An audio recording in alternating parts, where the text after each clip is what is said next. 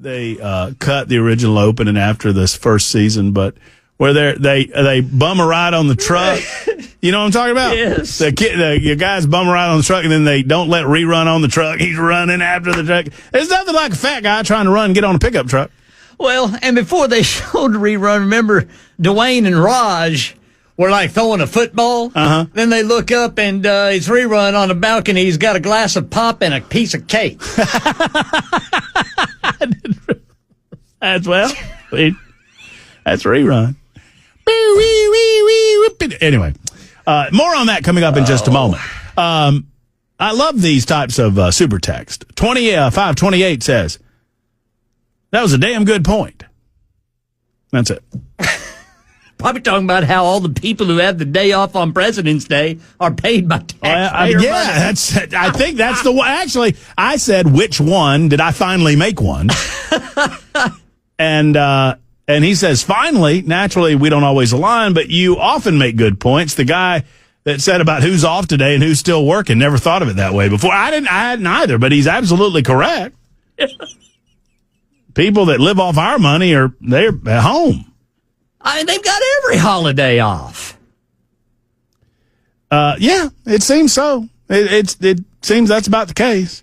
BJ says we had a Grady the groundhog that turned out to be Greta the groundhog. She's now had 4. Well, we're going to have some babies, I guess. I mean, that's what we're assuming. All right. We're assuming that it's about groundhog love. Groundhog love. Remember that muskrat love? Yeah. Yeah, had the sound of a muskrat in it. Was that Captain and Tennille? Yeah.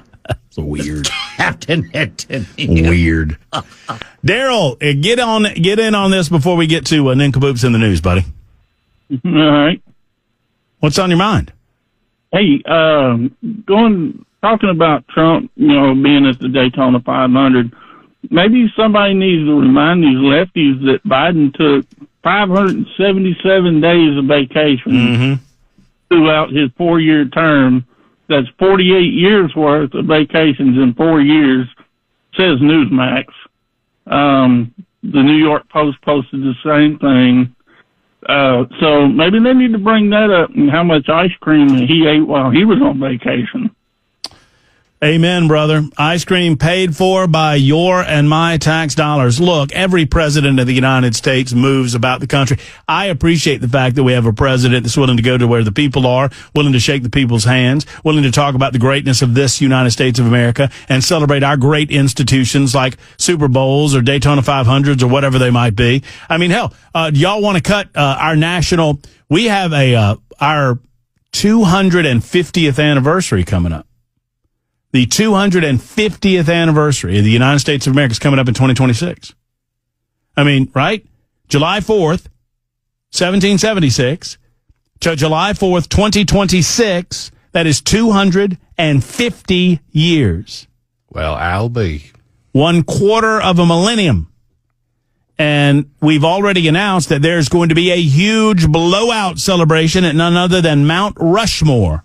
Among other places. Should we not do that either? We can save all of that money and save all of that waste and still make these things happen to demonstrate the pride that we have in these United States of America.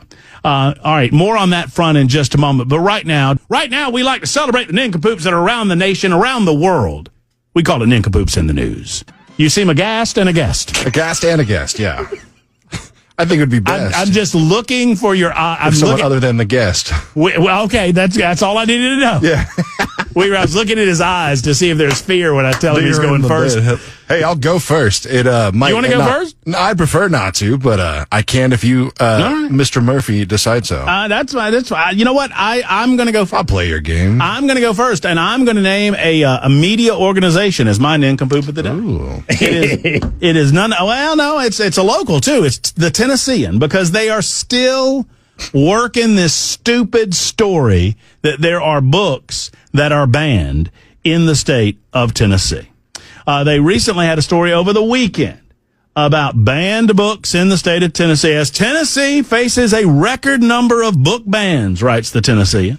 and removals since December of 2023, there are certain genres and themes consistently among the most banned items, with nearly 1,400 books either being fully removed from school libraries or heavily age-restricted, blah, blah, blah, pursuant to the Age-Appropriate Materials Act, blah, blah, blah. And they talk about the banned books across this state. Friends, every one of these books you can go down to the bookstore and buy. Every single one of them. How is that a banned book? If it was banned by the state of Tennessee, you couldn't buy it in the state of Tennessee. And every single one of them you can buy. What we have decided as a society and as a public education system, that there are certain books that are age appropriate for young people, and there are certain books that are not age appropriate for young people. Now, if you want your kid to read Lady Chatterley, I can never say it. Golly, I get on a toot and I'm right there and I can't get over the hill. Lady Chatterley's Lover. Oh, there you go. I should use a different example. If you want your son or your daughter to read that softcore porn, that's fine. That's up to you. Just go buy the book and give it to them.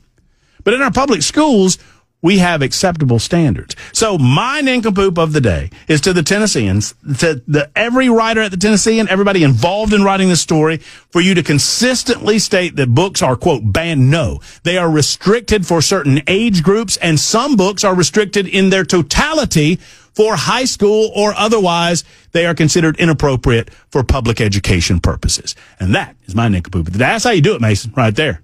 That's how you get it done. Right. That sounds right. Mr. Ken Weaver. Yes, sir. You are up, sir. All right. This one comes from the Santa Fe, New Mexican. Naked man arrested with fake gun. Well, I've already lost. 59-year-old David Gebert, wearing only a shirt, allegedly pointed a toy gun at someone in a hotel parking lot right across from the Dollar Tree. Oh, no. Police saw him climb over a wall holding what appeared to be a gun between the DoubleTree Hotel and the Dollar Tree.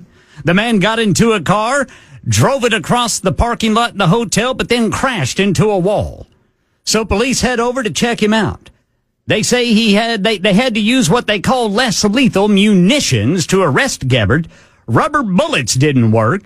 Another officer released a canine which bit Gebert, who, by the way, was naked halfway down. Took him to the ground even. Gebert was still going. Another officer used a stun gun, and that apparently got him to calm down enough they handcuffed him. Oh, good. Now, when asked, "What are you doing?" Gebert said, "Yes, I pointed the fake gun at someone, but it was to help them." Help them? There was a naked man running around. What? No, I'm just joking about that. But yeah, Gebert. It's funny. I like that. Gebert, who was half naked, said that, "Yes, sir, I did point that gun, but it was only to help them." Well, he was arrested and booked into the Santa Fe County Jail, and doesn't appear that he's faced any other criminal charges for at least 10 years in the state of New Mexico. Huh. Man, let me tell you something. That's my nincompoop right there. That's a pretty darn good Here's my question. When they pull the dog out and I got nothing on from the waist down, yeah, it's time for me to throw my hands in the air. Why did he leave his shirt on? Just Pooh Bearing it. He's Pooh Bearing. He's Donald Ducking that thing. Yeah. Man. Pooh Bearing. It's one of my favorite. That's right. He wears a shirt. Yeah, that's right. Just shirt, that's nothing it. else. Nothing else. He's Pooh Bearing. Donald Duck, right there, the same, except for he's got a sailor's cap. Oh, my favorite scene in the new cartoon version of the Grinch is when the Grinch puts pants on. Yeah. And they're exactly the same thing as, but as his fur, yeah, man. But he's got underpants on, and then he puts pants on and it looks like he's naked. Well, maybe this little boy in Santa Fe was, maybe he was modest. I'm just going to keep my shirt on here. Well, I mean, if I had to go outside and I had the choice between buck or shirt, I think I'd go shirt. You know? A collared shirt? Was he being formal for the officers? Got to make sure I look good. Got to get arrested. Let me tell you something. You watch people that are willing to fight you naked. Oh man, you better look out. Because let me tell you something. They're in it. They're in it to win it. Yes, I promise you that. Yes, they just don't want to ruin their nice shirt for Sunday. Yeah, that's true. Mr. Fleming, you're an nincompoop, sir. This one comes all the way back from 2016, but it is one of my favorite stories of a Florida man arrested for throwing an alligator through a Wendy's drive-thru window. Okay. Oh, my gosh. Florida man was arrested and charged with assault with a deadly weapon without intent to kill after allegedly throwing an alligator through the fast food chain's drive-thru window in October. Joshua, 24, threw a 3.5-foot alligator through a Palm Beach County Wendy's drive-thru window nearly 4 months ago. 3.5 feet? You gotta angle it properly. And you also Throw gotta it the make wrong sure way, it'll bounce right back at you. its head's not whipping around trying to bite you on the hands while you throw that thing. It's got claws, too. You gotta get a spiral on that thing to get through the window. A report James drove through in his pickup truck in the window at 1:20 a.m. October 11th and was written by a wildlife officer. He grabbed his drink. Whoa. He didn't forget his drink. Ah, that's nice. And then as the employee turns back to hand him his food, there's an alligator flying through the window at her. Oh, my gosh. And he speeds off. Wait, so he got his food? He didn't get his food. He got his drink. He got his drink. Lodged an alligator and dipped. So he was a wildlife officer? No. Who just happened to have an alligator on him? No, We're very confused. That was the wildlife officer reporting on the situation. Yes, sir. Okay. I guess that's who you call when you get an alligator launched through your drive-through window at Wendy's. Yeah. Well, at least they know who to call. I mean, Yeah. Not Ghostbusters. Yeah. Wildlife. I wonder if they just cleared out the place and gave the restaurant to the alligator. Probably. I mean, what do you do? It's 1:20 in the morning. I'm not staying there to work. No. There's an alligator back there? Hey, I'm trying to make a double baconator here. Back off. A 3-foot-long alligator could do some damage. That's no joke. It's not, 3-foot-long alligator could eat some Frosties. It's alleged that his original plan was to rob the place with the alligator. You know what, Mason? You got a great compliment. Oh, yeah? With your Nincompoops. Do you have the finish up music? That's how we play Nincompoops said the news. You just do the music again. Yeah. And you don't have to do the music with the noise. You just do the music. I'll do it. That's how we do Nincompoops in the news. You got a great compliment there, Mason. Oh, yeah? What was 1960, who regularly votes Ken, said at 5:49 said Ken. At 5:51 said, I'm changing to Mason. Let's go. How about that? Hey, wow. Vote changing. Mason's not working this shift ever again. There you go. That's how we play Nincompoops in the news. 53 after the hour on Super Talk.